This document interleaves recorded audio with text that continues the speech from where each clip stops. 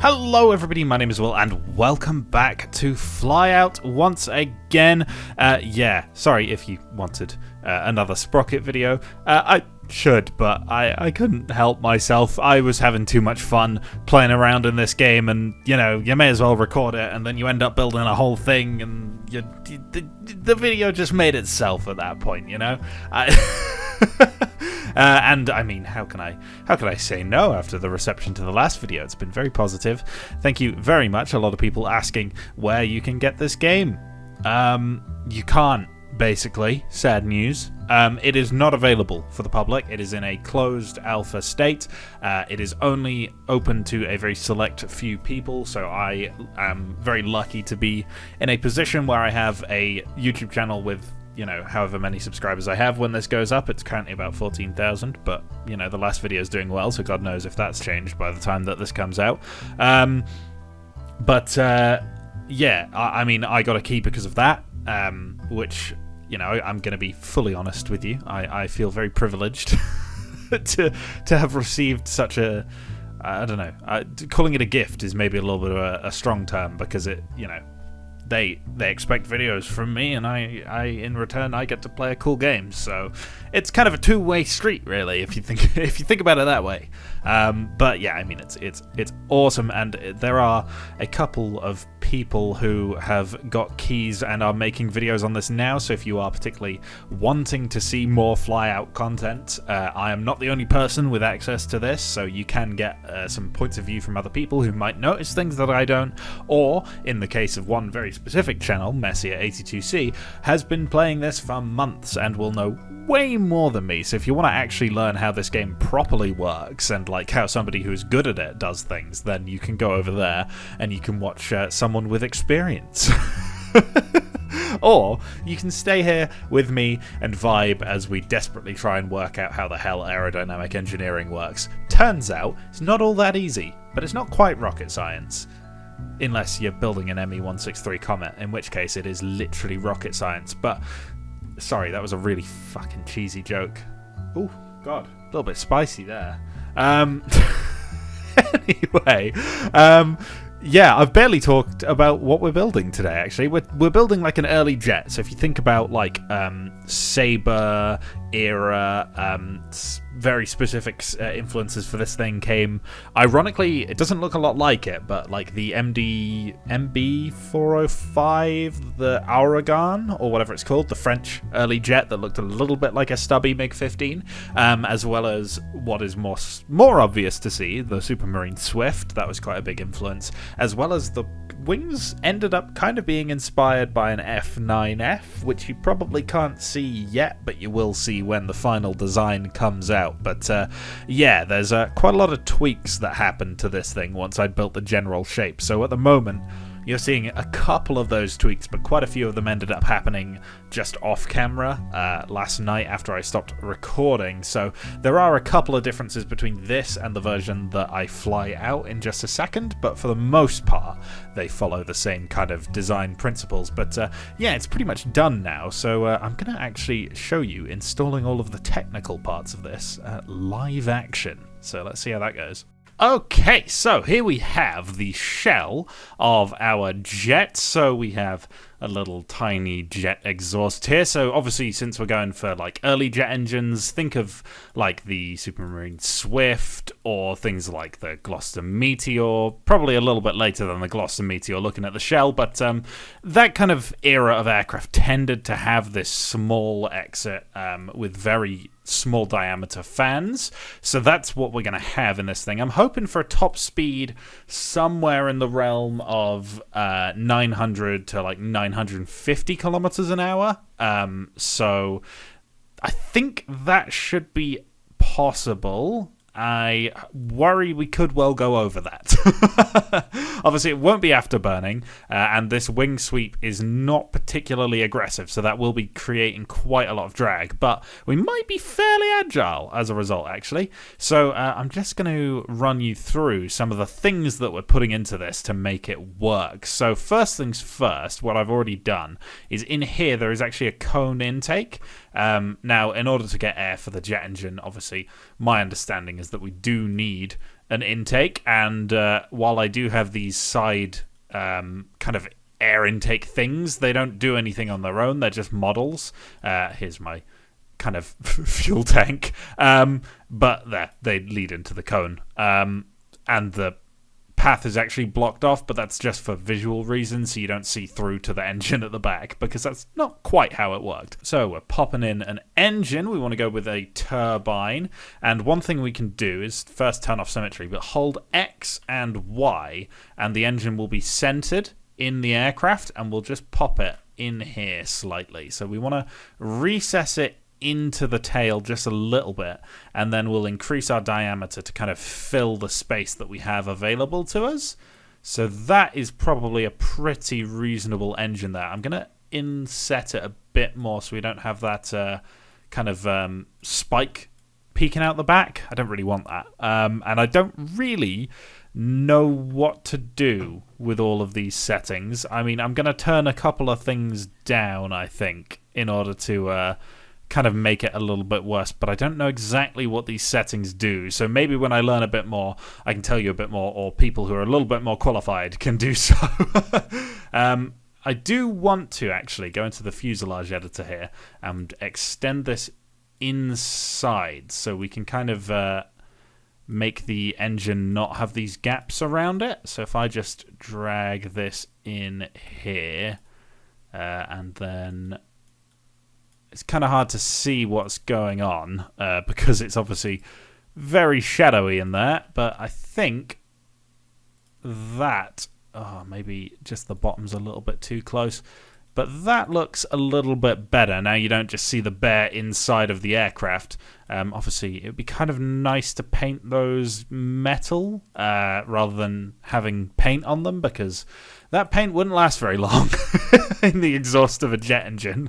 Another thing I need to add on is in the LNG tab, we need landing gear. So we're just going to do a fairly simple arrangement. Just lock it to X and then a set on the wings. Now these are going to need to be behind our center of gravity, which is this little yellow and black ball here. Otherwise, we're going to fall over. And because you can see the front landing gear is quite a lot longer, we can actually select that and change the height of it, just like that, so that now the aircraft is going to be flat when it's on the ground. Just maybe a little bit of rake will do us good, though. Okay, so now we have our landing gear on. If I press retract, you can see there's no bays. There are ways you can do it. I imagine it's involving hinges and then binding things to controls, but maybe for a later date. That's a lot of work right now. And then on the front landing gear as well, you can see fully hidden when it's retracted, so we will look nice and sleek in the air. And another thing I'm going to do before we set off is just check that my fuel tank has the right fuel in it. So there's a couple of different types. We've got Avgas 115, butanol, ethanol, Jet A, isooctane, and Jet A again. We're going to go with the second, Jet A, and we will see if this is enough to fly with. So obviously I've got my control surfaces already set up here. You can see my roll response on there, yaw response on here, and then also pitch response on these bad boys. So we should maybe be able to get into the sky. Let's see. Okay, there we go. Now, we don't have any steering on our wheels, which means we are just kind of sliding off the runway here. That is something we'll add in a second, but it's getting up to some decent speed. We should be able to lift off, and there we go. We have flight. That's gone surprisingly smoothly, actually. It seems to be accelerating quicker than I would maybe expect for an engine of this era, so we'll see what kind of top speed we get. Currently at about 700. Last thing I want to do is go too far above 950 in a straight line. I'm hoping we cap out fairly soon. All right, that's exactly where I expected it to be. I was hoping for between 900 and 950, and we seem to be reaching a somewhat realistic cap of about 940, 935-ish. Now, obviously, if we go up to altitude, we'll be able to get a little bit more, so maybe it's worth doing. We'll give it a shot. Let's boom up to like 8k, maybe 10k, and just see how much we can actually do when the air's a little bit thinner. Okay, we're up at 6.6, and I've been going in a straight line for a little while. We are still accelerating slightly, but actually, we seem to be doing a little bit better at sea level. Now, I'm sure that has something to do with the way I've designed this jet engine, but, it's still within the range of speeds that I expected. And as you can see, if we do fully level her out rather than being in a slight climb, we will lose a bit of altitude, but, it does close in on that kind of 936, 938 we were at sea level. In a dive, however, I'm imagining we're going to get some real speed going. Oh my lord. There we go. Okay. In fact, let me turn the volume up a little bit because it is a little bit quiet here. There we go. That's what we want to hear. And I don't think we're going to break the sound barrier here. We're just a little bit too unaerodynamic. But yeah, definitely a little bit of speed going on. We do have pretty sluggish maneuverability, I must admit.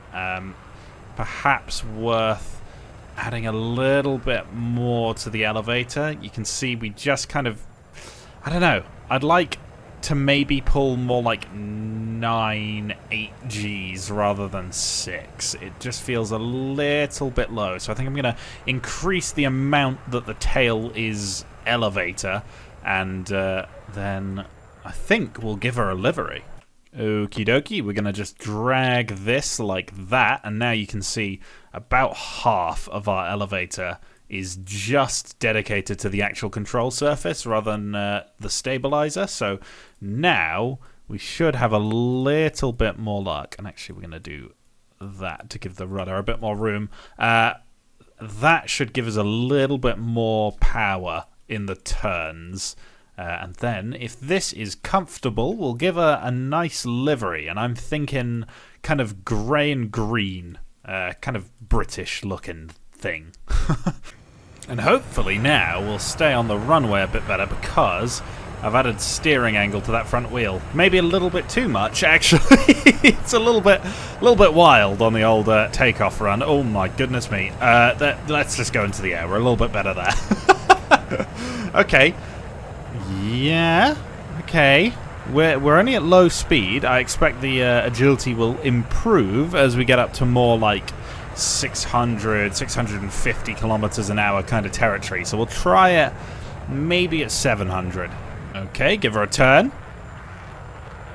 A bit better. Honestly, that's not too bad given the style of the jet. I feel like in its time, this would actually be quite quick. So perhaps not too bad to call it good there. And I've just noticed my wheels are now sticking through. I did change the layout of the rear wheels slightly, so I'll need to fix that one. And then we're going to give her a lick of paint, I reckon. So I thought I'd step back a little bit just to talk about the design editor a little bit for how the paint jobs work, because it's actually really cool. You don't see this very often in games. Like, Sprocket doesn't even have this, and it's this kind of perspective-based painting. If you've ever used Paint 3D, ironically, it feels a little bit like that. You get like a brush type, you get to adjust the size and the rotation as well as the aspect ratio of your brush. You can import your own brushes. You can see those down at the bottom right of the screen now. And if you were good at this kind of thing, you could really do some quite detailed things on these aircraft. I am by far and away no good at this kind of stuff, so my liveries are probably going to be basic at best and ugly at worst. And this one is definitely somewhere in between, but you can see that there's a lot of possibilities. You can also put text on it, and if you had a bit of a steadier hand, then I'm sure you could really get this thing looking very nice. But we've ended up with this livery, which is good enough, I'm going to say.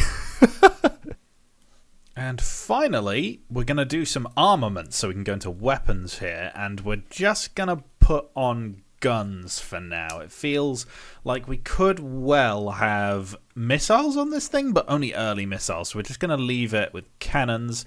And I quite like the idea of this thing being equipped with Aidens, so we're going to go kind of short barrel 30mm. I have no idea the rounds per minute of the Aiden, but it sounds about right at 600 with a much lower than that muzzle velocity. And traces will leave as is. That should be okay.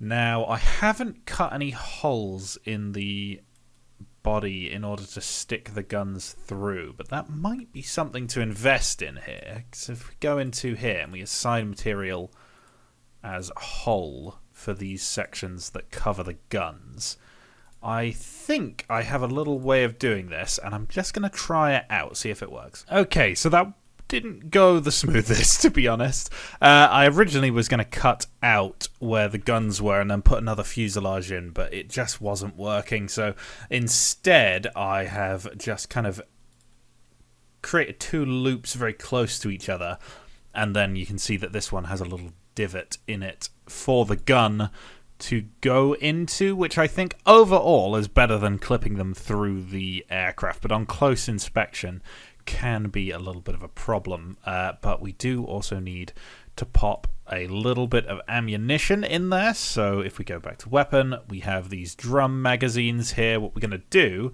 is I'm going to turn on mirror mode. Maybe not, actually. We'll just have one here. So put it inside the hull, just above the gun, with a 30mm caliber. And actually, that's 1,000 rounds for two guns, which is quite a lot. I think I'm going to decrease that down to 8 rows and 800 rounds. And then that could realistically feed those guns, because it's pretty damn close to them. In fact, it's clipping through them. That's fine. And from here, I reckon it's fair time we save and see how she flies. And then we're just about done, I reckon. And the only thing left to do is give it a name. And I'm going to leave that up to you. Okay, so hopefully our final flight test of the day, we should have lost a little bit of acceleration because we're going to be heavier with the guns. However, ooh, listen to them go. I really need to fix how aggressive the front steering is. We should still be pretty nippy, and I'm hoping the moving of the center of gravity forward hasn't adjusted our agility too much. There are some other things we can do in case we are still a little bit sluggish. But I don't know if we're going to need to do them. So with the guns, we have lost a fair whack of power here. We only get up to about 920, and as you can see, it's quite badly hurt our agility. So we may need to just do a little bit of work to get this thing back to where we really want it. But I will just quickly do that, and you will just see the results. Okay, so a couple of center of gravity adjustments and increasing the deflection of the elevator, and you can see we're back up to most of where we were before we added these 30 mils, which sound, ooh, pretty mean. That's quite a nice noise, actually. But yeah, so as I was saying earlier, before I rudely interrupted myself, let's come up with a name for this thing. So if you have any ideas, pop them in the comment section below, and at the start of the next video we'll have a look back and see which one I picked. So there you go, there's your little chance to have your name on this thing if you like it. But without much else said, I think we're pretty much done with this thing. So I'm going to call it here for now.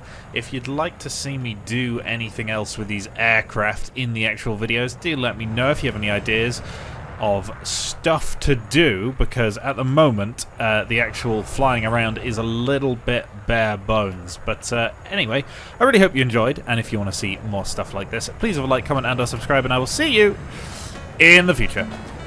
Yeah, bye! As always, a huge thank you to this channel's patrons: Badger, Caligo, Drake, CamJam135, Cody N, DJ Pete's, Gavoon, Gunmatter929, Sad Cat, Yoki003, Just Casualty 6211, Last Legend 11, Mark, Mildly Invested, Nicholas K, Roll Souls Brocken, Ryan Brody, The Kinesian Emperor, Zerosheim, and Zeit Wolverine.